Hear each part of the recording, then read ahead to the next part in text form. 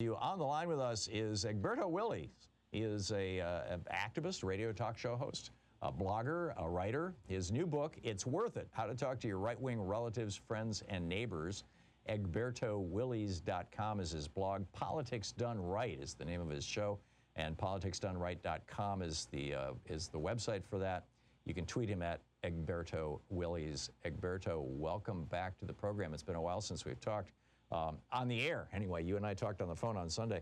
I'm curious your thoughts on this question that I'm laying out. That, you know, America at its birth made two declarations. One, that we can govern ourselves democratically. The second, that all people are created equal and should have equality under the law. That second one, we've never really, until 1965, we really didn't do anything to embrace. I'm curious your thoughts on the possibility of America rising above being basically a white-run ethno-state. You know, I love the way that you started it, Tom, because the way you brought it in earlier on, you said we've accomplished the first part. How do we accomplish the second part? And I think what's interesting about that is when the Declaration of Independence and the Constitution was written, I think they really meant what they said, right? All people are created equal. All that good stuff sounded right, but that didn't mean they didn't consider the natives people. They didn't consider black people. Right. They deep in their hearts, there was something that didn't make those people people. So they were living to their creed. They just hadn't really considered the others real people. So what I really think is that you have to start building not on sand but on rock. That's the kind of things that I learned when I was younger. So what I really think is that if you get all people to realize that all people are people, I think it is easier then to have all those tenets realized. So I think that is where I think that is our biggest task, and I think we've accomplished a lot of that. But there's a whole lot more to really let people believe that that is the reality. And that's substantial. I mean, because while there is this debate, it's not even a debate. While the white supremacists are running around going, white people are superior to everybody else, the subtext is not, the bell curve. The subtext is humanity versus inhumanity, is it not? Absolutely so. I mean, and I think that is the important thing. On a lot of the things that I write on the show, I always like to tell this little story, right? I have a black sister that there's a possibility. This is how I start establishing equal humanity. I have a black sister that there's a good chance that I couldn't give her a heart.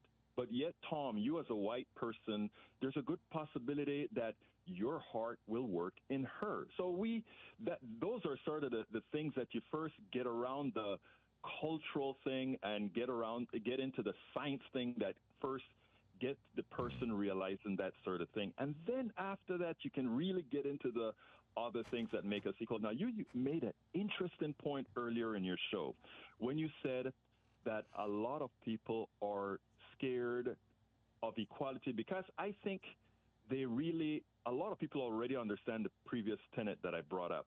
But that question that you asked, are they going to treat me the way I treated them? Right. And to answer that, I have always used South Africa as an example, where I don't think the white people in South Africa, who were really, really terrible to the natives for a long time.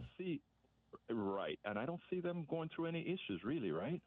Not in a big way. I mean, there was some land redistribution that some of them are upset about, but yeah, I think South Africa has although it's still struggling as a democracy, and I think the major struggle in South Africa is because when they wrote their constitution, IBM offered them some lawyers to help them out, and they wrote into their constitution that corporations are people. So they're dealing with an oligarchy problem in South Africa. But it's not a racial one, it's a multinational corporate one. Egberto Willies, we have a little less than a minute left. Your thoughts on how we best bring about this vision in America? Well, I think the most important thing is that we don't lose hope.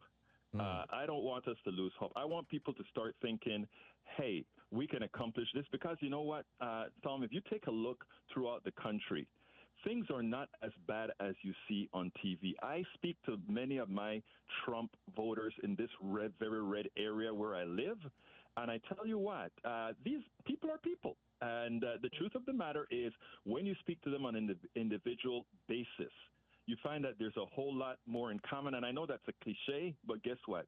That cliche is true. So I have a lot of hope. And with the work that you are doing and many others are doing by examining these issues, I think it really makes sense. And you can check out Egberto's conversations like that over at politicsdoneright.com or egbertowillies.com. Egberto Willies, thanks so much for dropping by. It's great talking with you. My pleasure, my friend. Have a great day. Thank you. You too.